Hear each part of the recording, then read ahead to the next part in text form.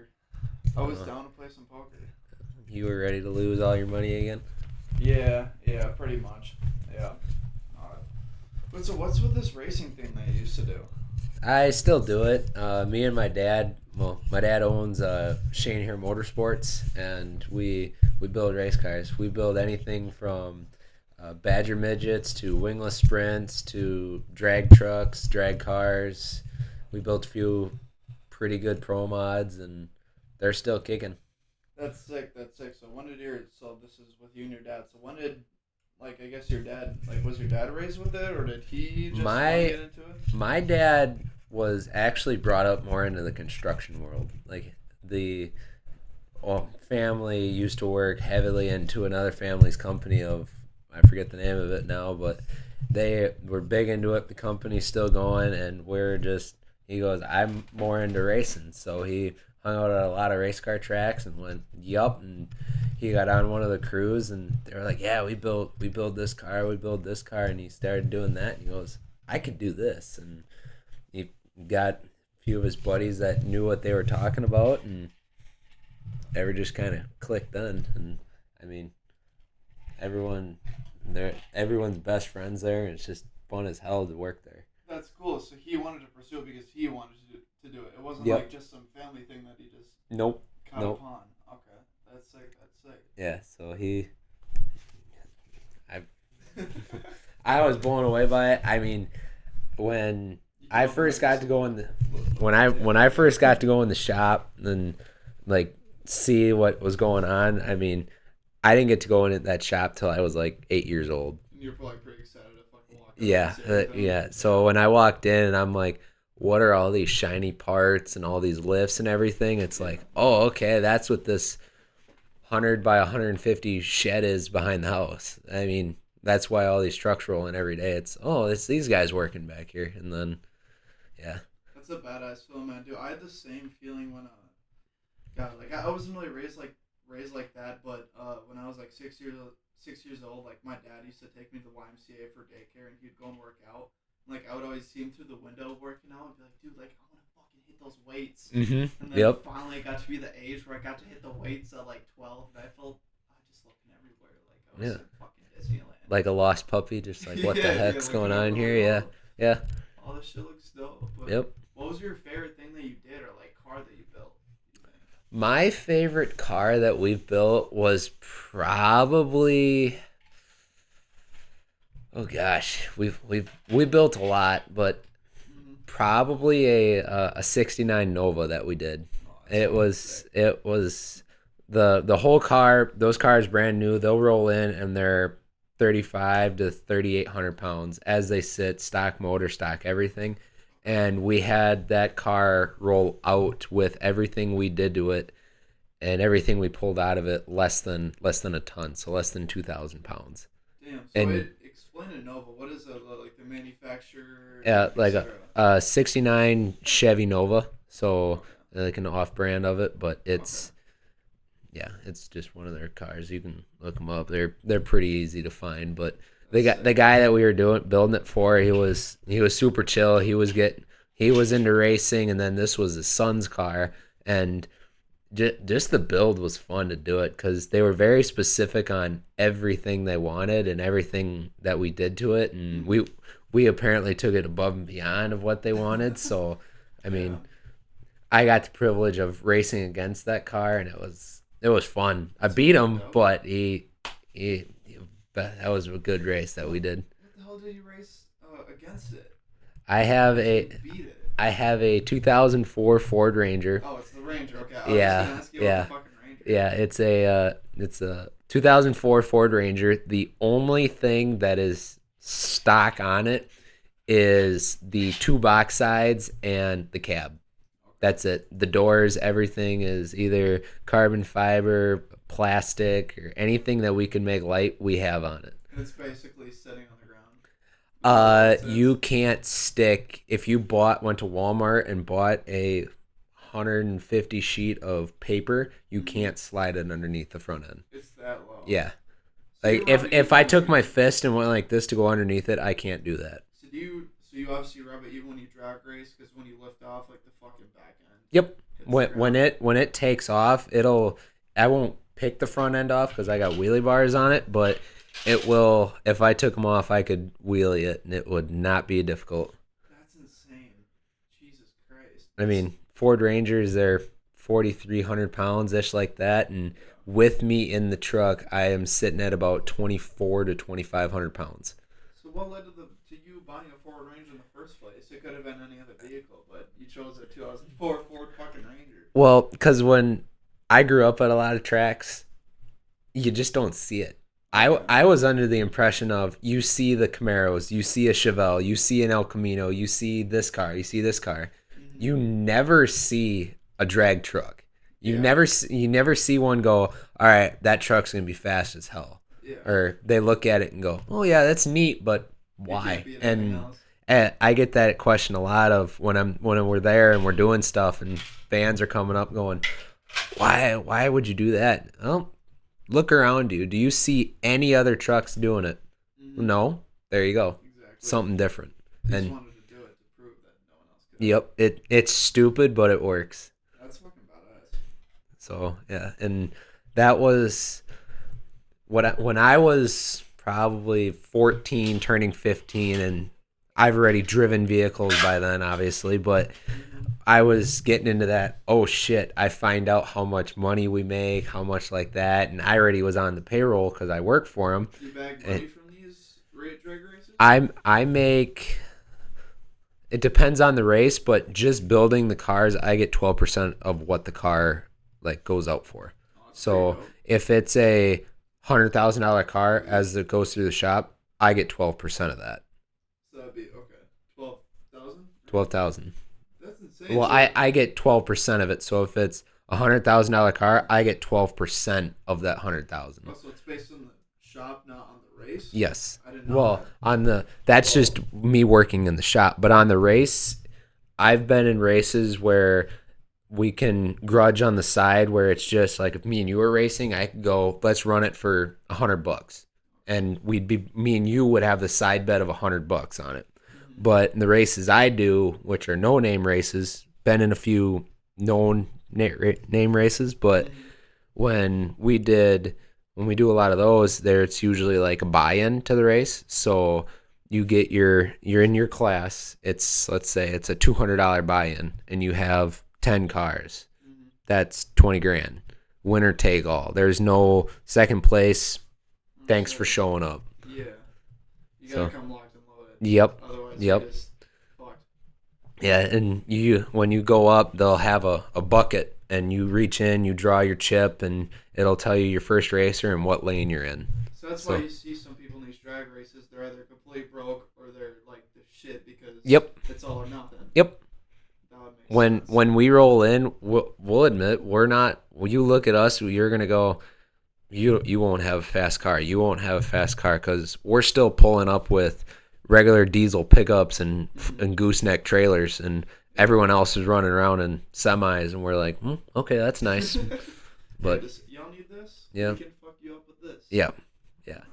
That's a cool mindset to roll in with, because it's like you don't always need the fucking whole gangbuster of shit if you know what you're doing. Yep. And I mean, I know it's like kind of unrelated, but in a weird broad aspect, like it can relate to like this podcast even where it's like I'm not trying to afford the nicest fucking camera or the nicest microphones. It's at the same time it can be about the authenticity and about where you're actually going for and your intentions going into it. Yep.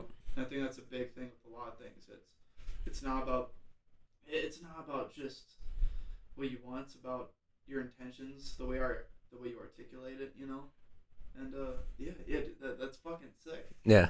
That you roll in like that. Yeah. So I mean, everyone asks why we don't have them. Well, when can you use those semis or those sleeper haulers or anything? We go, well, these are just our normal pickups. We don't need that. We get away with this. It's what we do. It's what we like to do. It's I mean, live and breathe. Yeah. I mean, exactly. It doesn't matter. I mean, we sleep in the same hotels as those guys, and you look out in the parking lot, and they got all their sleeper campers and all that, yet they're still in a hotel. Mm-hmm. Why spend $300,000 on a truck when I can just use my normal pickup and be like, all right, let's do this? Yeah, when when you can make men's eat or men God when you can make a men's meat way easier with what you have as opposed to these guys that are probably damn near living maybe even paycheck to paycheck just to afford this fucking card, and they're not even gonna win because Mm-hmm. you guys are authentic and you guys want to go there because you like it, not Yep. because it's an agenda that people expect you to be. Yep. So that's Yeah. that, I mean, that's really cool. you also gotta don't eat in the racing. You don't look at the car of what it is. You have to see what it is because we've watched a few races going. Well, that's a really nice shiny car. It sounds nasty, and then you look at the car next to it, and it goes, "Yeah, it sounds okay, but it looks like crap, and Yeah. it kicks the snot out of it." So, I mean, you look at ours, and we're few of them. Like my dad has a '74 El Camino. Mm-hmm. It's dense. It's painted to look like it's rusted out, and some people who don't know who he is go, "Oh yeah, I'll take you on." Yeah. He drags the snot out of him. It's fucking badass. So yeah. So what's the name of your dad's shop? The company is called Shane Hair Motorsports. So we do whatever. We'll have dyno days out there where you roll in your piece of crap truck and we'll stick it on there and go, "Yep, you're gonna make 200 horsepower," and you're laughing when it only makes like 100. And then what city is it in? Columbus, Wisconsin. Columbus, Wisconsin. All right, that's fucking sick. And so is this a shop where you guys also work on other people's cars too to like mod them, or is this? Yeah, I mean we price it out, but it's not like we're gonna take in like Rebels cars where you're gonna come in by us. We're gonna look you and go, we're gonna do it our way. And Yeah. if you're gonna expect to come in here and go, "Yep, come on in, just give us money and you can work on it. There's our tools and everything," you're gonna think wrong. Yeah. It's not LA Customs. It's No, it's you're gonna do it your way because yep. you guys have a Yep. have So intentions. yeah, That's it's cool, man. fun as hell. Yeah, dude. Sometimes I wish you grew up that way, but everyone's got their own fucking niches that they like. So it's like you got to make do with what you got, type of thing. Yep. Yeah, and that's a fucking badass thing that you're into that. God, but yeah, man. Well, Yeah. doing this for I think they'll wrap it up. We've already been doing this for like 14 minutes. Cheat. Yeah, dude, it goes by quick. These go by quick. That's pretty sweet. I know. Yeah. Otherwise, what's your story behind you of why? Don't mean to be rude, but why are you here? Why am I here? Yeah. On this podcast? Well, no, and like AWI and all that. What led you to become like I'm gonna go to AWI and get certified and be a welder? Man, so honestly, I needed to find purpose, and I don't think I'll be doing this forever. But I needed to find a good financial base that I could build off of that will allow me to do other things that I've always wanted to do. Like I want land, I want to be able to support family, my mom, everything I've ever wanted to do. And this welding program will allow me to open a door to be able to do those things. But I don't think I'll want to do this forever because obviously the podcast, for me personally, is just a way to get out. Like I've always had like a niche for art, whether it's like a podcast, music, blah blah blah. Like I've always had an art for that, right? Like those two things, I guess, talking and music. And talking like this has been a good outlet for me, and that's why I like to always do it when I'm not welding because it's a way for me to always work. But it doesn't feel like I'm working because I like it.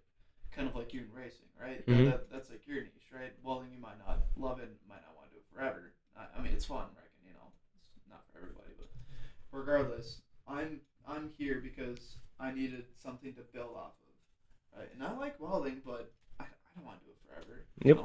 I want to get into business and learn how to allow my money to make me money, because I'm not about that breaking my back until I'm fucking 55 and I can't walk or fucking see my kids.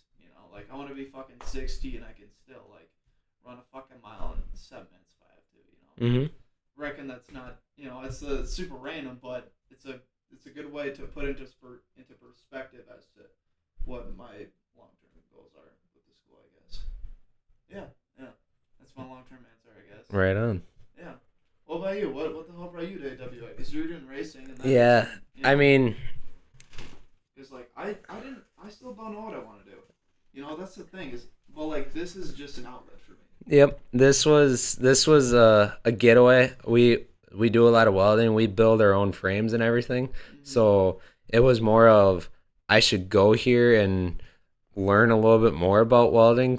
I mean, do it all the time, but it's Mm-hmm. they're gonna teach me something where if I can know how to do something a little different with metal, and I can take that back and go, well, when I was here, I learned it to do it this way. It makes it stronger of here, Mm-hmm. and I can use that to go, okay, now we gotta try that here, Mm-hmm. make it stronger, and then we can play with more weight and stuff like that, and make stuff a lot better. That's cool. So So, that means that you're coming here to take a whole nother thing to your dad's business that's going to allow you to build off of that. yep. That's a really big deal then. That's So that was when I talked to him about it, he was looking at me like, "Why would you do that?" And then I explained it to him. He goes, That's a really good idea." I yeah. was like, "Okay." So I mean, my sister went to um, UW Whitewater for business and advertising. Mm-hmm. Does everything for him now. Okay. It's everything. That's So pretty she badass. when she told him that about that, he was like, "I didn't really think that it was gonna come this far." Mm-hmm. So it's like, oh, okay. Well, you have. I want to say he's got 20 guys working for him now, and That's a he's big deal. it's getting good, and he's talking about even expanding more now. So it's So your sister had the same intentions of bringing her yep, ideas. Okay, but yep. it's not as much mechanic related, or is that where No, you're going? she's more in like the office bookwork and stuff, but she does like the advertising. Update the websites. That's a big deal because Change this, change that, and all that. So yeah, that's what she's been doing. She just graduated last year, so she's been working on all that. So damn, yeah, that's fucking sick, man. So so that means that you and your sibling have the same intentions for your dad's business, and that's a big deal because most families don't have that. It's always one way, and like most people don't work like that. nope, You know, so nope. I it's mean, pretty cool that you guys carry the yeah, same. me and her were well when she said that and stuff like that. I was like, well, I work in the shop, so what can I do for this? But I Yeah. mean, I could go to a mechanics class and like learn about motors and all that stuff, how to make more power, make all that. I got 19 other guys that do that, and Yeah. I barely do that. I mean, Mm-hmm. take a motor, set it in front of me, and go tear it apart and put it back together again. No problem. But Mm-hmm. there's only so much you can do with this stuff. I can go, okay, well, more of what I do of welding and building Mm-hmm. frames for them. This will be more suitable for me. So that is where you found purpose in AWI. You didn't Yep. want to go as the pipeline It's type a thing. pretty big thought of because you're gone for 6 months and you come back and you have a month off. Yeah. That's time to go. Okay, I'm here. I can make money, and A then I lot of can come money. back here and have my fun and keep Yeah. bouncing back and forth. But I got a feeling that's gonna get old really quick, and I'd have to make a decision of I'm sorry I'm taking pipeline full time, or I'm sorry I'm gonna go work in the shop. Yeah. So, I mean, I'm still up in the air, still available, but we'll see. I mean, I'm never gonna complain about working there. I love it. Yeah. So, but there are some times where you're like, this sucks, but then the next day you're like, this is the greatest job ever. That's the hard part, man. Is like it depends on like what you want, because it's like the idea of having the most financial freedom that you could ever have is such a big deal. Mm-hmm. But then again, it's like what makes you also just happy without, maybe not always trying to obtain this level of that financial dominance. And like I think that's a hard thing with a lot of people. But like me, like I'm gonna have to figure that out too, because like I want to go to Florida and weld, but like it's just structural, Mm-hmm. which isn't pipe. But like at the same time, it's like, dude, like I just want to live in Florida, man. Like I feel like that'd make me happy just living by the fucking ocean, where it's hot and shit all the time. You're a big ocean guy. Oh, jeez. I'm not even. It's just I was born there originally, and I've visited there a bunch of times. It's just I don't know, just a couple of years, but like we'll see how it turns out, I guess. Yep. Yeah, but yeah, yeah. Um, well, do you have anything else you want to cover? Any questions for me? Anything you want to cover about your dad's business? No, we're kicking. We're all an ass like usual. I mean, Yeah. there's not there's nothing better than hearing a brand new motor open headers crack off at 2 a.m. in the morning and waking mom up in the house that's 100 yards away and her going, "Yep, they're still out there." So, Well, that's one way to live. Like, especially around here, it's like, what else are you gonna do? mhm. Especially be able to find purpose. That's a cool thing too. But yeah, yeah. Well, shit. Y'all, if you made it to the end of the video, thank you for tuning in. Jack, thank you for coming on. Thank you. Of course, of course. Alright, I don't really have anything else to say. Leave a like if you want to. If you don't, fuck you. It's okay. And, yeah. Peace.